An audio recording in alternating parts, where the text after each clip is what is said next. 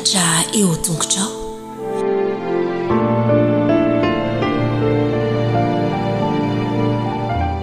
Maniry nianatra ao amin'ny université ao Cameroun ny Jacques. Ny olana nefa dia sabotsy ny tanterahana fanadinana idiranao mpianatra ao amin'izany.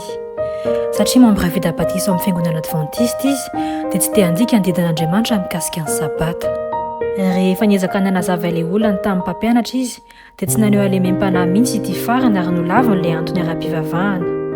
Noho izany dia tsy nahazo lalàna natrika ilay fanadinana amin'ny andro hafa i Jacques. Nanapa-kevitra noho any am-piangonana ary Jacques ny sabata ary rehefa miletika amin'ny masoandro dia hamonjy ny toerana anaovana fanadinana izy. Nifady hanina sy nivavaka izy nandritra ny sabata io ary rehefa maty ny masoandro dia namonjy ilay toeram-panadinana izy kanefa tsy nisy olona tao. Toa hoe rahavatra eo ilay nofinofy nianatra ao amin'ny université. Manana planina hafa nefa Andriamanitra. Niverana tany amin'ilay toerana fanaovana fanadinana indray i Jacques ny alatsinainy ary namoaka ny voka-panadinana amin'ny mpampianatra. Namonjy zoron-trano iray izy ary nalahelo mafy. Tamin'izay fotoan'izay indrindra dia nisy talian'ny université nitodika tany aminy ary nahatsikaritra ny alahelony. Avy hatrany dia nasainy ity talety nitanterahana io andro io ny fanadinana. Roa ny fanadinana natao. Ilay voalohany dia nitanterahany mpampianatra iray izay nandrabiraby azy nandritra n'io fanadinana io ary nalaza tamin'ny toy izao hoe tena tsy mahena inona na inona ianao. Nitaintaina mafy Jacques nandritra ny fanadinana ary nisy fotoana izy nieritreritra ny tsy hanohy intsony. Fa rehefa niazo ny varavarana ivoaka izy dia toa nisy hery niazo anazy iverina. Tamin'izay fotoan'izay indrindra dia nahagaga fa laza tamin'ilay mpampianatra hoe tsy maninona izany, aza manahy. Nandritra ilay fanadinana faharoa dia nanomboka nanontany azy momba ny finoany an'Andriamanitra ilay mpampianatra. Niresaka mikasika ny Baiboly sy ny didy folo i Jacques ary najanona ilay mpampianatra ny fanadinana. Ravisy taon'ireny izay dia hitan'i Jacques tao amin'ny lisitra ireo afaka fanadinana ny anarany. Niditra tsehatra tokoa Andriamanitra. 19 taona i Jacques amin'izao fotoana izao ary fantany fa Andriamanitra iray no afaka manazava ny zavany-tseho tamin'io andro io. Amin'ity telovolana ity isika dia hanampy amin'ny fananganana sekoly amin'ny teny Pirenena roa ao Cameroun. Andao ary samy alala tanana.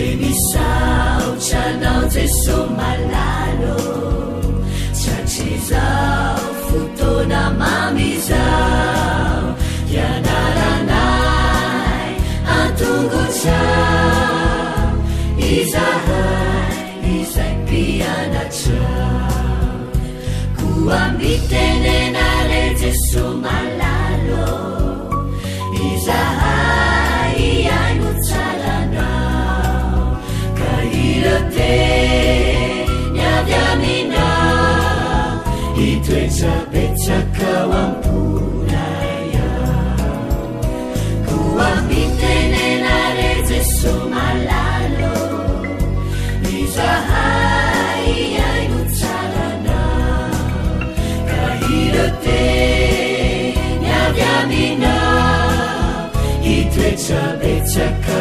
wampunaya irate nyadamina itwechapechaka wampunaya.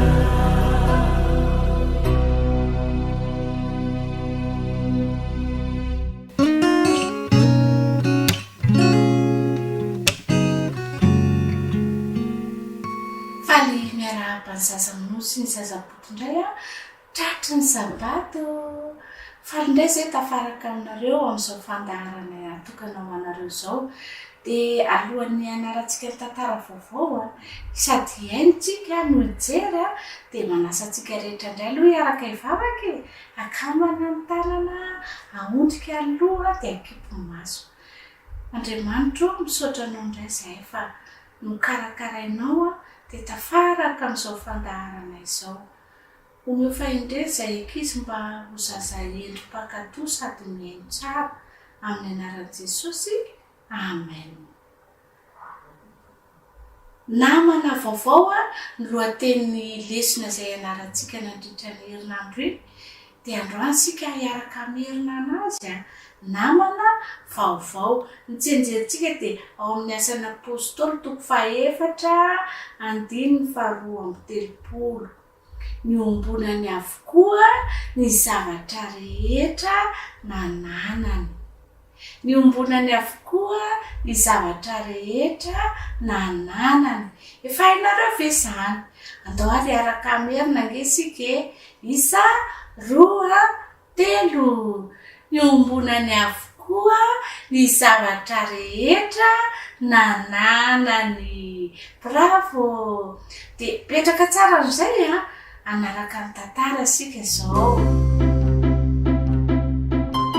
Ataovy tsara ny asa ry Debora kely hoy neny tampitsikitsikiny. Izy vahiny iara-misakafo hariva amintsika anio ny trahaka Debora iza no avy hoy izy nanontany. Mbola tsy fantatro hoy neny namaly azy sady ny mpimaso.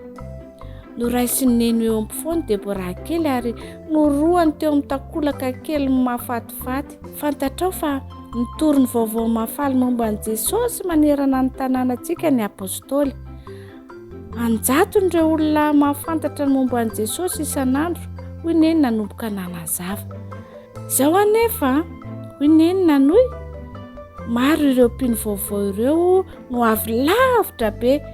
Nandeha ireo apôstôly izy ary nafantatra ny momba an Jesosy ary izao dia maniry ny jana eto mandritra ny fotoana vitsivitsy izy ireo ary afantatra bebe kokoa momba azy. Ny sasany amin'ireo mpino avy lavitra be ireo dia tsy manam-bola tsony.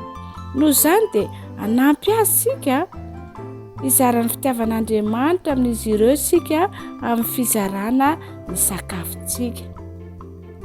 Nidina avy teo ampofoany neny Debora. Tsara raha vitako aingana ny fahafatrano izy. Nampifangaroiny neny ireo akora fanaovana mofo.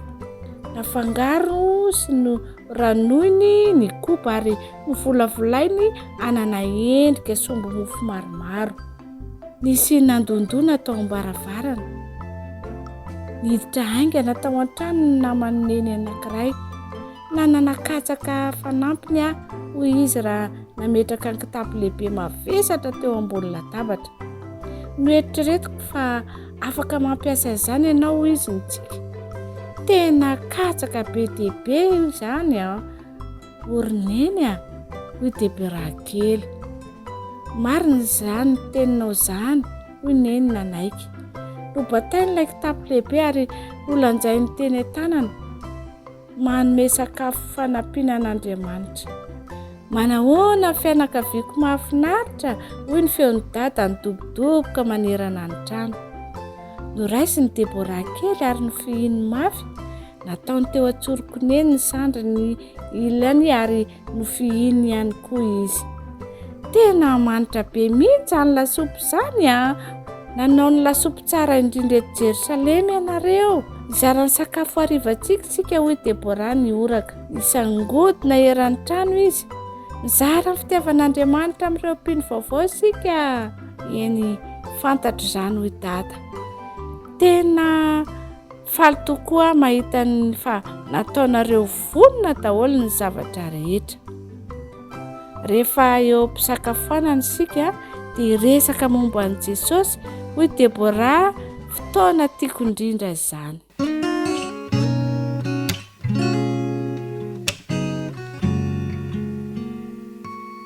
Amin'ny fofeno aravonandreraka izy namako no hiara-bako anareo tsirairay avy tratry ity sabata mahafinaritra ity. Hiaraka amerina eto indray raha ny lohahevitra voalohany mandritra ity 3 volana faha-4 farany ity isika. Izany lohahevitra izany raika izy dia mitondra ny lohateny hoe vehivavy no mitarika, vehivavy no mitarika. Ny andalan-teny izay nianarantsika tsy enjery nandritra ny enemana izany dia hitantsika ao amin'ny Petera voalohany toko 2 andininy 17. Petera voalohany toko 2 andininy 17. Ndao ary rahantsika mamerina manaja ny olona rehetra tiava ny rahalahy, matahorana Andriamanitra, manaja ny mpanjaka. Ndao averina tsara ary manaja ny olona rehetra tiava ny rahalahy, matahorana Andriamanitra, manajany mpanjaka. Petera voalohany toko 2 andininy 17 manana afatra mafonja ho asoanao tokoa rak'isy Jesosy tato anatin'ny loha hevitra. Dia tsy inona izany fa sitraka Jesosy indrindra isika raha manaja ireo rehetra izay novidian'Andriamanitra ho mpitarika eo amin'ny fiainantsika. Ka dia ho zaza mahay manaja ny hafa tokoa ane izaho sy ianao. Andao arahana ary ny tantara e. Misy asa manokana ataonao ve ao an-trano mba maniraka anao hanao zavatra ve dada na ineny rakizy? Manana asa manokana hampanaovina antsika tsirairaiky ho Andriamanitra. Tsy mba maniraka antsika hanao zavatra sarotra sy tsy ho vitantsika mihitsy izy. Andengy ho fatarintsika misimisy kokoa mikasika ilay vehivavy iray izay nomen'Andriamanitra asa manokana ho tanterahany. Nametran'Andriamanitra andraikitra manokana i Debora. Dia nitarika ny Israely izany. Andraikitra sarotra dia sarotra tokoa io napetraka tamin'io. 20 taona lasa izay nanafika ny Israely hijabiana mpanjaka. Nandresy izy tamin'izany ady izany ka nataony andevy ny Israelita. Ankehitriny ireo vahoaka ireo dia niorooro fatratra matahotra ny hijabiana mpanjaka sy Sisera komandin'ny miaramilany izay nanana kalesy vy miisa 700. Natsoan'Andriamanitra aoko tsara ary Debora. Tsy mba nanana birao tao amin'ny lapan'ny fitsarana izy tahaka ireo mpitsara amin'izao fotoana izao. Teo ambonin'ny hazo rofy izy no mipetraka. Rehefa manana olana ny olona dia manatona azy izy ireo, mangataka azy hanome torohevitra azy ireo, hanampy azy ireo hitady vahaolana. Reny Debora foana ary tamin'ireny fihaonana ireny fa manenina ny olona noho ny niodinany niala tamin'Andriamanitra rakizy sy noho ny nanompo misampy. Koa dia niangafin'ny Debora izy ireo hampianatra azy ireo hanompo indray ilay ten'Andriamanitra. Indray andro dia niteny tamin'ny Debora ry Andriamanitra, reko mivavaka nataon'ny vahoakako koa hanafaka azy amin'ny fanadevozanao. Nihainy toromarika avy tamin'Andriamanitra i Debora ary nampitainy tamin'ny Baraka ny toromarika rehetra izay nomen'Andriamanitra azy. Mandidy anao Andriamanitra haka lehilahy iray alina any amin'ny tendrombohitra Tabara, fa izy hanolotra ny Sisera eo an-tananao. Natahotra i Baraka, fantany fa olona loza be mantsy ny miaramilan'ny Sisera, efa nanafika ny tanànany mantsy izy ireo. Nanaja ny Debora nefa i Baraka satria fantany fa Andriamanitra no niteny tamin'ny alalany. Raha andeha hiaraka amiko sy ny miaramilako ianao dia andeha aho, hoy ange i Baraka raha namaly an'i Debora e. Rehefa nanaiky andeha hiaraka amin'ny Baraka i Debora dia nanome an'i Debora afatra fanindroany rakizy ho an'i Baraka Andriamanitra. Andeha hiaraka aminao ihany aho kanefa tsy ho voninahitra izao alehanao izao satria ho an-tanan-behivavy no hivarotan'i Jehovah ny Sisera. Zara raha niady rakizy i Baraka sy Debora amba amin'ireo miaramilany iray alina satria nitranotsehatra tokoa Andriamanitra rehefa nivoaka hiady tamin'ny Sisera i Baraka sy ny olony. Navelan'ny Sisera sy ny miaramilany teo ny kalesiny ka dia rifatra nandositra izy ireo. Nienjeny Baraka sy ny olony izy ireo ka tratrany ary naringany. Tsy nisy niangana tamin'izy ireo fa tsy Sisera izay afaro nandositra tao anatin'ny zavorovorony miady tao. Dia lasa ngerakizy Sisera ny azakazaka nanao tongotra katoka mandra-pahatongany tao an-dahen'ny Jaela. Anisany namany Sisera ny vadiny Jaela, koa nihevitra Sisera fa tsisy lozanjo azy ao mandritry ny fotoana tsy dia haritra ela. Nangataka sakafo hohanina tamin'ny Jaela ary Sisera sy toerana hiafenany ahafahany miala sasatra tsara. Fantatry Jaela fa lehilahy ratsy fanahy Sisera, koa rehefa iny reniko ny torimaso iny ny lehilahy dia novonoiny izy. Tanteraka arak'izany rakizy ny faminanian'i Debora, vehivavy i Jaela, ary izy no namonina hafaty an'i Sisera. Fa tsy Baraka, mampiasa olona maro samy hafa tokoa rakizy Andriamanitra mba ho mpitarika eo anivon'ny fiangonany. Na lehilahy na vehivavy, na antitra na tanora, na mahantra na manan-karena, azon'Andriamanitra vidiana ho mpitarika ihany koa nge isika ankizy. Milaza amin'ny Baiboly fa ny zazakely no iroka ny ondry, izay aiza any an-danitra. mila miaino ireny olona nofidin'andriamanitra ho mpitarika ireny isika mba handraisantsika ny fitahiana rehetra raka izy izay efa tehirizina ho antsika. Koa rehefa maniraka antsika ary andriamanitra hanao zavatra dia ho vonina mandrakariva isika akato azy.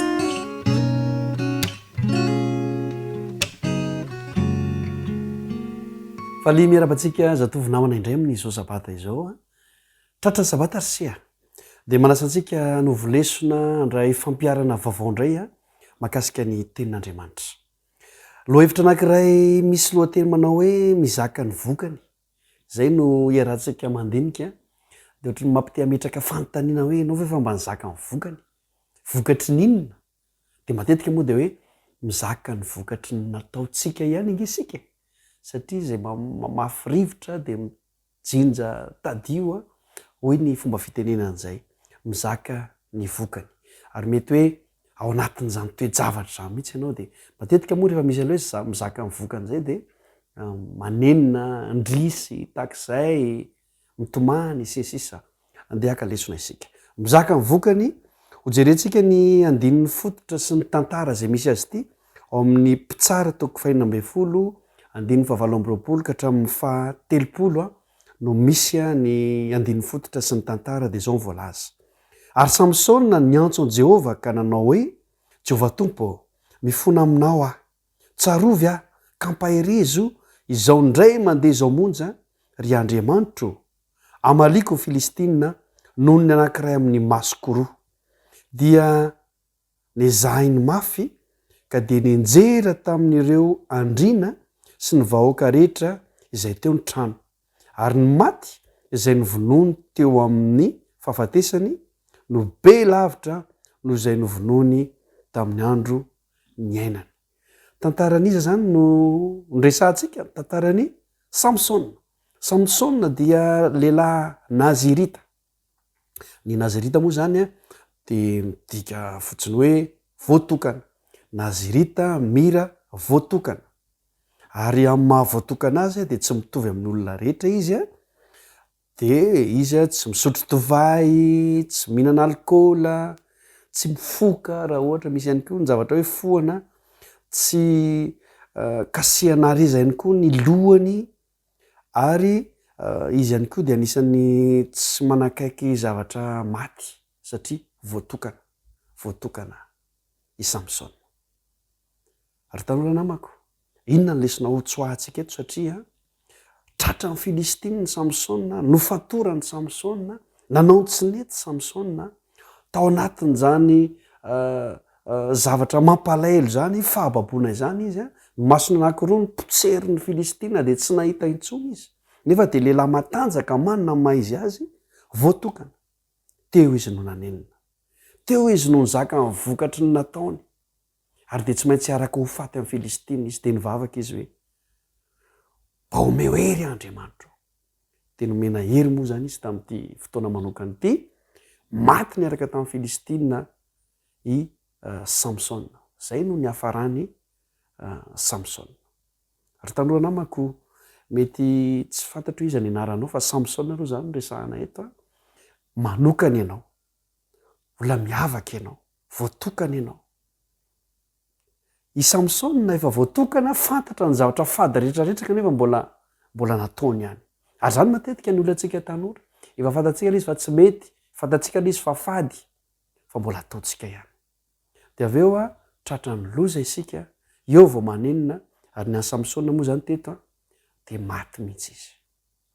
Lesona tsoahantsika zany dia zao hoe ho antsika rehetra aza miandry ho voadona mafy tahaka ny Samsona vao anenina, miala amin'ny maso, sanatria tapaka ny tanana, zay vao hoe tahak'izay.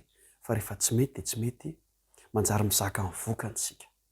Tandremo zany, fa rehefa hitantsika fa tsy tokony atao dia aza atao.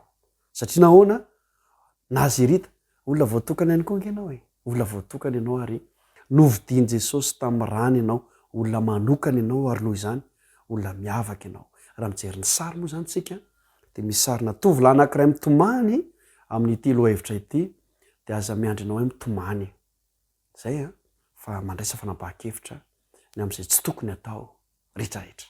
Toy izay raha toa ka hoe fitentsika ary ny lohahevitra dia manome fotoanantsika ho manaraka fifaliana rehefa nkoa dia manova fanandramana velomarse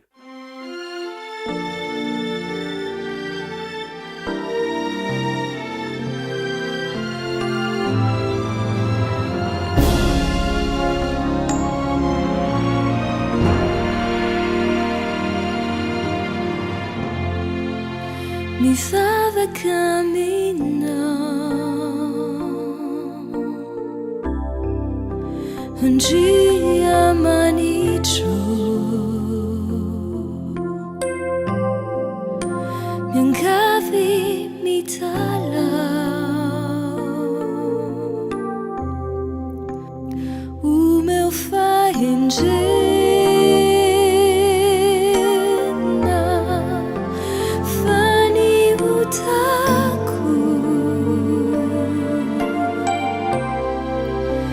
tiahitako anao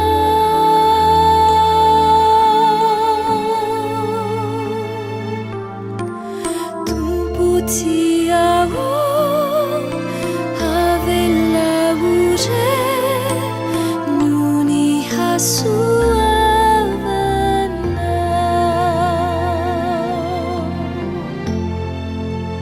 riraiky tiao tario ny lalana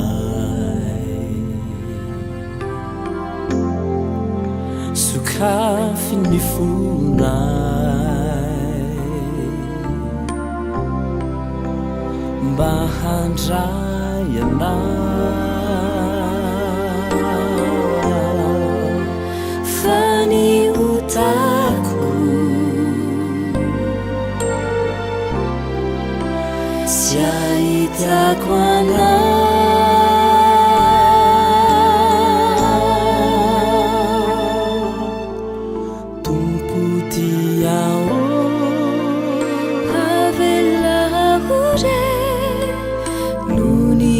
suavana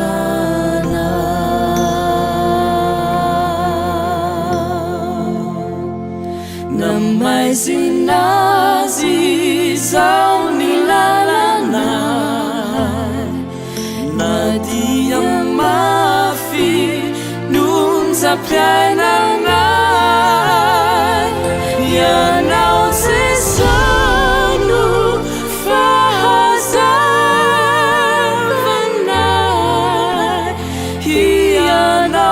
sono famonjenanay hazavaniza pumenao anay no anampy anahindra hahita nyendrikao hijery sy hita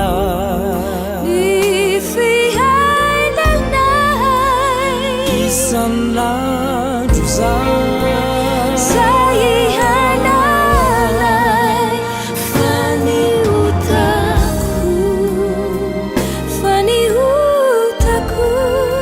tsy ahitako anao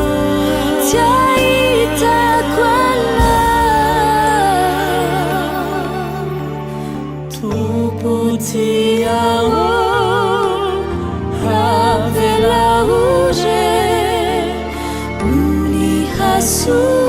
suavana tompo tiao avela ure nuni hasuava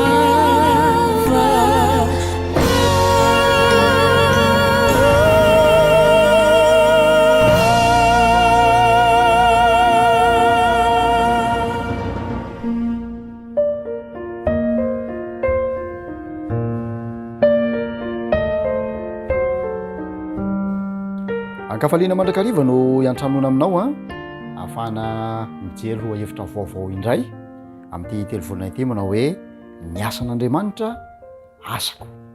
Herinandro voalohany a no anaovantsika jery todika an'io a dia nomena ny lohateny hoe fizarana voalohany amin'ny hoe ny asana ny ran'Andriamanitra antsika.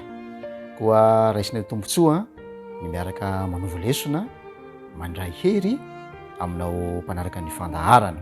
Meloha ny sontsika amin'izany nefa dia fifaliana ho any manasanao iaraka hivavaka isika.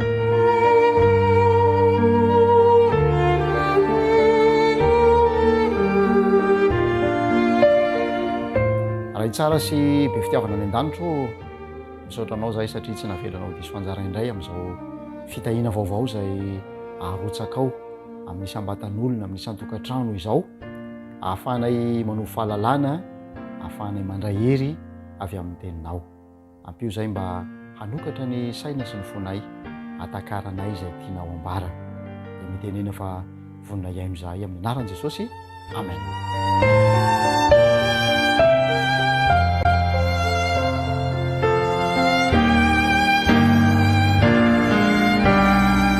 Hevitra jerentsika amin'ny herinandro ity ny hoe ny asana ny ran'Andriamanitra antsika fizarana voalohany. Ao amin'ny Genesis 3:7 ny andininy izay naverimerintsika teto manao hoe ary Jehovah Andriamanitra dia niantso an-dra lelaka nanao taminy hoe aiza moa ianao, aiza moa ianao.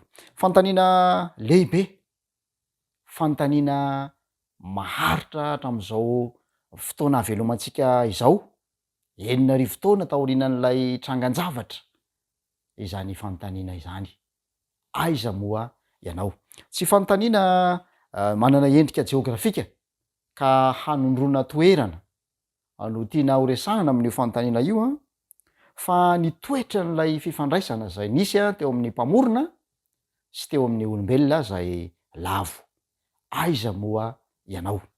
Toetsaina ihany koa izay maneho ny toetra n'Andriamanitra, mamita iraka, hitady izay very sy tafasaraka taminy noho ny fahotana. Toetsaina misionera, ary Andriamanitra mihitsy no nanomboka an'izany rehefa nampisy an'izao rehetra izao izy ka nahary ny olombelona. Niezaka rehetra mitady ny very, zany hoe niezaka misionera, dia tsy maintsy miorina sy mifantoka amin'ny fifandraisana amin'ny mpahary sy ny fahatakarana tsara ny amin'ny mpahary sy ny momba anazy ary ny toetra misionera izay ananany. Meloha ny hatakarantsika ny iraka nampanaovan'Andriamanitra antsika dia ilayntsika ny hahafantatra mazava kokoa ny momba n'ilay Andriamanitry ny iraka izay miantso antsika handray anjara amin'izany asa masina sy lehibe izany. Mahafinaritra fa Andriamanitra mihitsy eto no mitady ilay olombelona very, mitady antsika izy, mikatsaka antsika izy, satria noforoniny tahaka ny endriny araka ny tarehiny ny olombelona tany am-piandohana rehefa mijery ny drafitry ny famoronana isika. Nanova ny drafitra sy ny tanjon'Andriamanitra tany am-pandohana ho an'ilay planeta tany izay vao nohariana ny fahotana. Tsy nijanona teo anefa Andriamanitra fa nanao an'ilay fampiarana ny toetsaina misionera, nametraka ilay fanontaniana lehibe manao hoe aiza moa ianao. Nanana safidy maromaro Andriamanitra, azony natao ny namela ny Adama sy Eva izaka fotsiny zao ny vokatry ny fahotany ka dia hitotongana sy very tamin'ny fahotany. Azony natao koa ny nanafay azy tamin'ny fomba maro samihafa, sanganasany raha teo noforoniny ananany fahefana ny olombelona. Fa ilay drafitra lehibe izay nidirin'Andriamanitra dia ny drafitra hitady ireto noforoniny ireto izay tafasaraka taminy noho ny fahotana. Andriamanitra dia fitiavana, fantan'Andriamanitra tsara ny toerana misy any Adama sy Eva, kanefa nametraka fanontaniana izy manao hoe aiza moa ianao. Fanontaniana izay tokony taona ny mpanota anankiray hiantoraka indray eo amin'Andriamanitra ilay mpamorona sady mpamonjy azy. Andriamanitra izay nanome ny fitiavany rehetra ho an'ireto taranak'olombelona lavo ireto izay ananantsika anjara androany. Rehefa mijery ny testamenta taloha isika dia nanateraka ny drafiny tamin'ny alalan'ny vahoaka natao any ny toetrany sy ny tanjony amin'izao tontolo izao Andriamanitra rehefa nifidy any abrahama sy ny taranany sy laza am'ireo firenena manodidina ny fahatsarany ny toetrany ny fitiavany ny famondram-pony ary ny faniriny hamonjy iraka missionnaira no tanterahan'ny vahoakan'i Israely izany. Rehefa mijery ato amin'ny testamenta vaovao sika dia mbola izay ihany ny iraka, saingy tamin'ny endrika vaovao indray no nanirahany zanany zay tonga olombelona ary nasehon'Andriamanitra tamin'ny fomba hazo tsapaitanana ny faniriny ho eo amintsika amin'ilay teny fikasana hoe amintsika Andriamanitra na hoe Imanoela. Jesosy tonga tamin'ny nofo, tonga tamin'ny alalan'i Jesosy Andriamanitra ary nonina tamin'ny nofo mba ahatanterahana ny famonjena antsika, momba antsika Andriamanitra. Ny fiainan'i Jesosy, ny asany no fanehoan'Andriamanitra faratampony ny tenany ary ao anatin'izany dia ilay herinandro farany tamin'ny fiainan'i Jesosy tetỳ tany no namaritra ny anapaka nyzay anjara ny tananak'olombelona mandrakizay. Niankina tamin'ny fotoana io ny fanapa-kevitry ny lanitra zay nitodika ao amin'ny famonjena ilay taranaka lavo. Ao anatin'ny dingana fampihavanana amin'Andriamanitra ny fahafatezan'i Kristy ary tsy nijanona teo zany fa nitohy rehefa nandresy ny fahafatesana Jesosy ka nitsangana tamin'ny maty. Rehefa niakatra ao any an-danitra izy nandray ny fahefana rehetra any an-danitra sy etỳ an-tany dia ambarany soratra masina amintsika fa mbola ho avy indray izy hiverina indray ho antsika hanatanteraka hatramin'ny farany io drafitry ny famonjena zay nataon'Andriamanitra io. Raha teny fikasana sarobidy indrena ataon'i Jesosy fony izy teto an-tany dia ilay fanantenana mahafinaritra manao hoe ho avy indray aho ao amin'izao toko 7 ny andininy 7 ho avy indray aho ka handray anareo any amiko ka izay itoerako no itoeranareo koa. Ry mpiara-mianatra ajaina isany manaraka n'izao fandarana izao, marina ny tenin'Andriamanitra, tsy maintsy toza ny fikasan'Andriamanitra izany ary ho fitain'Andriamanitra hatramin'ny famonjena ny fitadiavana ny mpanao tavery ka hamerenany amin'ny laoniny indray lay endrim-pifandraisana mahafinaritra zay nivelomany ny zavaboariny talohan'ny fahotana. Milaza ny apôstôly Jaona fa ho tanteraka zany teny fikasana izany ao amin'ny Apokalipsy 1:20 ny andininy 7 de zao no voalaza Apokalipsy 1:20 ka ny andininy 7. Ary nareo feo mahery avy teo amin'ny seza fiandrianana nanao hoe indro ny taberna kelin'Andriamanitra de eo amin'ny olona ary izy hitoetra eo aminy ary ireo olony ary Andriamanitra no hitoetra eo aminy dia ho Andriamaniny. Apokalipsy 1:20 ny andininy 7. Ho tanteraka ny asan'ny fanavotana teo amin'izay ny abeazan'ny ota no ny oaran'ny fahasoavana be lavitra. Ny tany mihitsy de le toerana iambony Satana fa azy de tsy hoe avotana fotsiny fa asandratra ihany koa. Ary ny fiverenan'i Jesosy fanondrony tsy amin'ny ota no anatanteraka hanomboka n'izany teny fikasana izany hatramin'ny farany. Ry mpiara-mianatra namana, ny drafitry ny fanavotana antsika de tsy noheverina taty orinan'ny fahalavona tsy akory fa nalamina taorinan'ny na hoe nalamina taorinan'ny nahalavony Adama fa drafitra efa matipaika fanambarana ny zava-miafina zay afatry ny fahagola araka ny ambarana ny Romanina 5:20 ny andininy 5:20. Matipaika tsara omana tsy natao petatoko ny famonjenantsika fa efa nomanin'Andriamanitra ny aloha ny famoronana.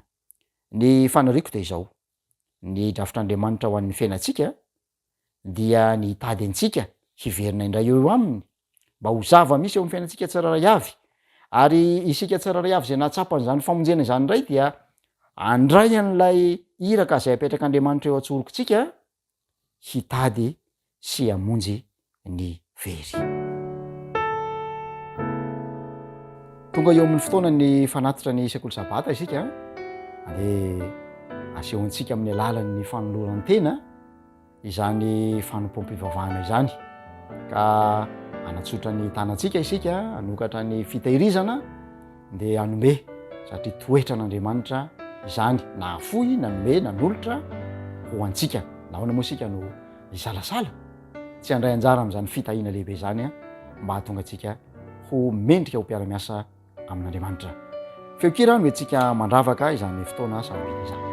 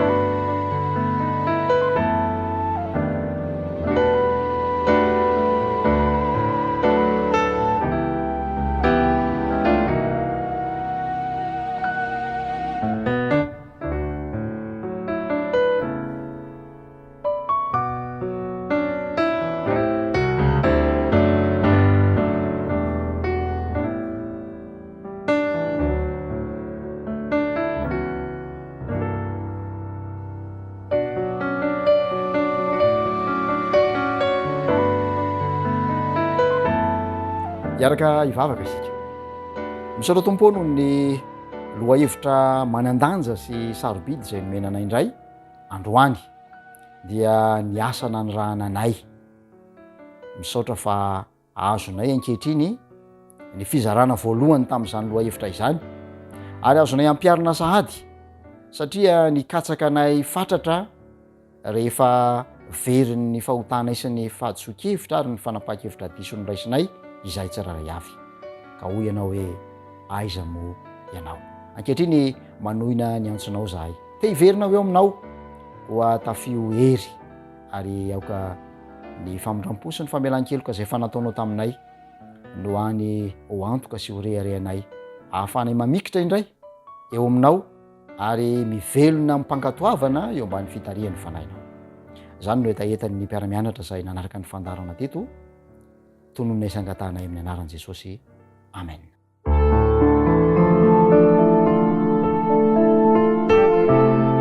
Mianatra eo tongotrao